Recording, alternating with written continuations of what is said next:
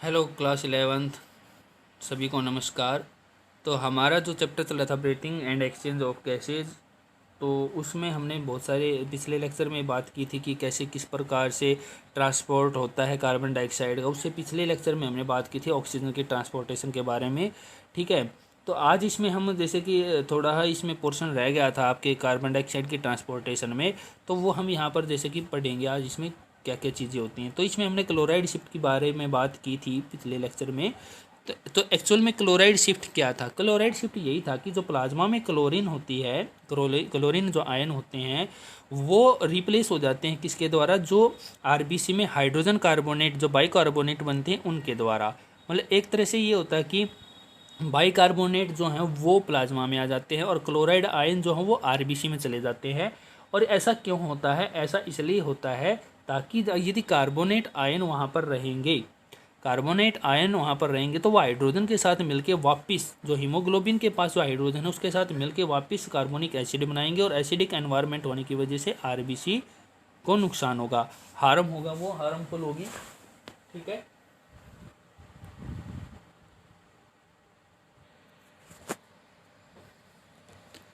तो इसमें हमने इसमें बात की थी कि भाई हाइड्रोजन जो हाइड्रोकार्बनिक एसिड जो कार्बोनिक एसिड जो बनेगा वो एसिडिक पीएच करेगा और एसिडिक पीएच करेगा तो उससे प्रॉब्लम आ जाएगी एरिथ्रोसाइट में, आरबीसी में।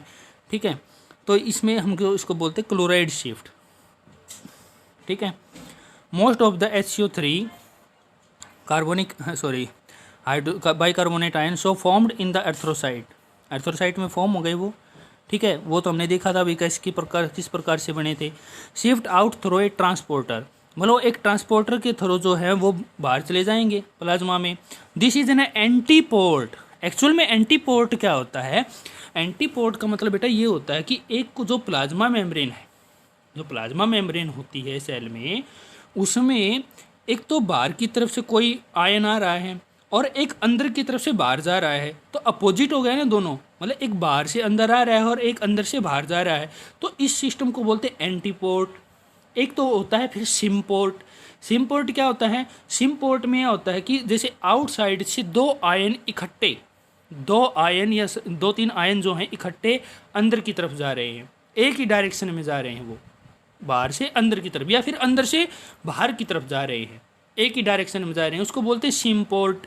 फिर यूनिपोर्ट क्या होता है? यूनिपोर्ट में ये होता है कि एक मॉलिक्यूल, एक आयन जो मॉलिक्यूल है वो एक ही डायरेक्शन में जा, ओनली वन, यूनि का मतलब सिंगल। ठीक है, तो ये कौन सा है? ये एंटीपोर्ट है। इसमें क्या होगा कि जो बाइकार्बोनेट आयन है वो बाहर जा रहा है और क्लोराइड आयन जो है वो अंदर आ रहा है। ठीक है, which influxes one ion of chloride for every ion of bicarbonate shifting out. मतलब एक क्लोराइड आयन अंदर आ रहा है और एक बाइकार्बोनेट बाहर जा रहा है। ठीक है, this is called the chloride shift और हमबर्गर फिनोमिनन शिफ्ट। ठीक है, इसको क्लोराइड शिफ्ट बोलते हैं या हमबर्गर शिफ्ट बोलते हैं, हमबर्गर फिनोमिनन बोलते हैं। ठीक है बेटा, अब है हेल्डेन इफेक्ट। हेल्डेन इफेक्ट जो है वो क्या है एक्चुअल में?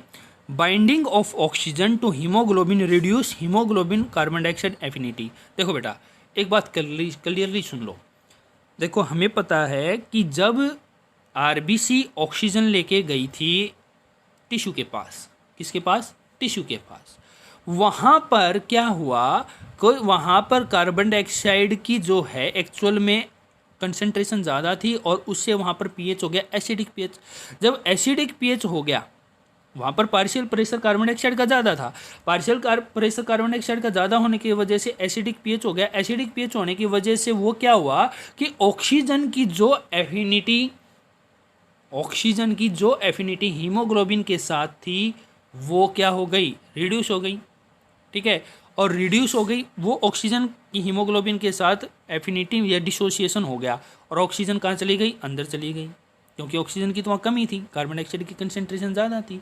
लेकिन अगर इसका उल्टा इफेक्ट देखें हम एलोविलाई की तरफ, तो वहाँ पर क्या है कि वहाँ पर ऑक्सीजन का पार्शियल प्रेशर ज़्यादा है और कार्बन डाइऑक्साइड का पार्शियल प्रेशर कम है।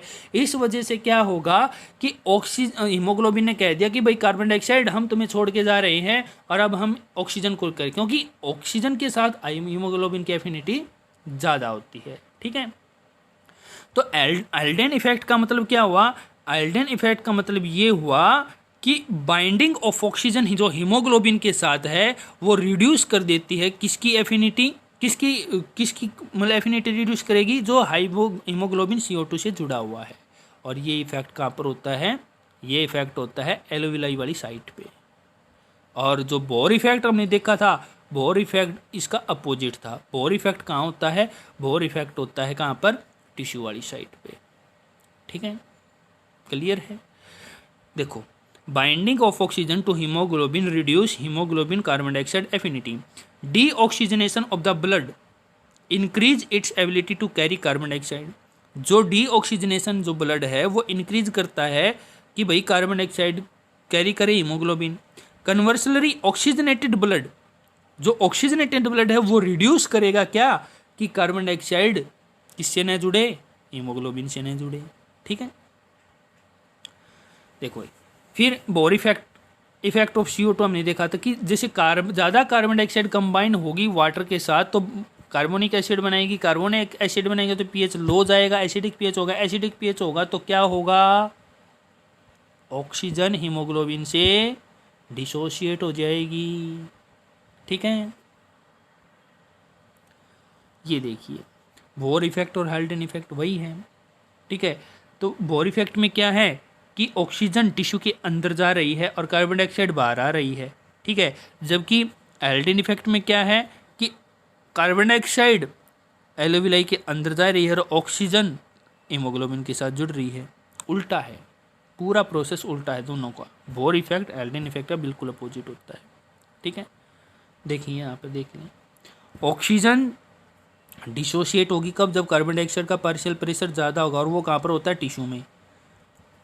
कार्बन डाइऑक्साइड डिसोशिएट होगी हीमोग्लोबिन से कब, जब ऑक्सीजन का पार्शियल प्रेशर ज़्यादा होगा, और वो कहाँ पर होता है ऑक्सीजन का पार्शियल प्रेशर, एलोविलाई में।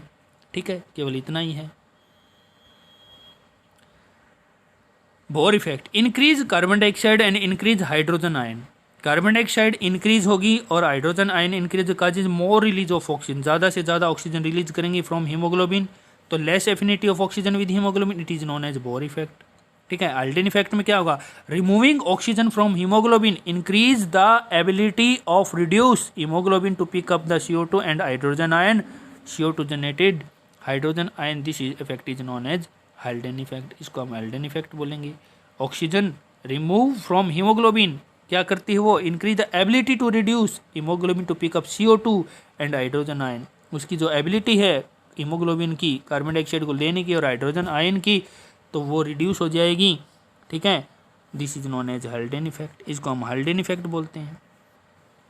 ये देखिए, यहाँ पर देखो, आप एक बात देखो, पहले वाले उसमें जैसे 40 है, कार्बन डाइऑक्साइड का पार्शियल प्रेशर जो है 40 है, जबकि जो इसका आपका ऑक्सीजन का जो है वो कितना है, ऑक्सीजन का यहाँ पर जैसे कि हम ये बोलेंगे, एक तरह से ये बोल सकते हैं कि इनका डिफरेंस यदि हम देखें, प्रेशर पार्शियल प्रेशर ऑक्सीजन का है 100 mmHg, तो उस टाइम जो है पार्शियल प्रेशर जो कार्बन डाइऑक्साइड का है वो उसको डिसोशिएट करवाने के लिए ज़्यादा होना पड़ेगा, उसको एसिडिक pH होगा तभी तो वो डिसोशिएट होगी। ठीक है, और दूसरी तरफ का ऑक्सीजन का पार्शियल प्रेशर ज़्यादा कम होगा तो कार्बन डाइऑक्साइड ज़्यादा जुड़ेगी। ठीक है, तो इस प्रकार से इनका डिफरेंस होगा। ठीक है, ये है हाल्डेन इफेक्ट।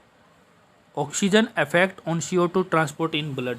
ऑक्सीजन का इफेक्ट जो है वो कब होगा कार्बन डाइऑक्साइड के ट्रांसपोर्ट पे, जब ऑक्सीजन का पार्शियल प्रेशर ज़्यादा होगा, और कार्बन डाइऑक्साइड का इफेक्ट कब होगा ऑक्सीजन पे, जब कार्बन डाइऑक्साइड का पार्शियल प्रेशर ज़्यादा होगा। ठीक है, तो ये हाल्डेन इफेक्ट था।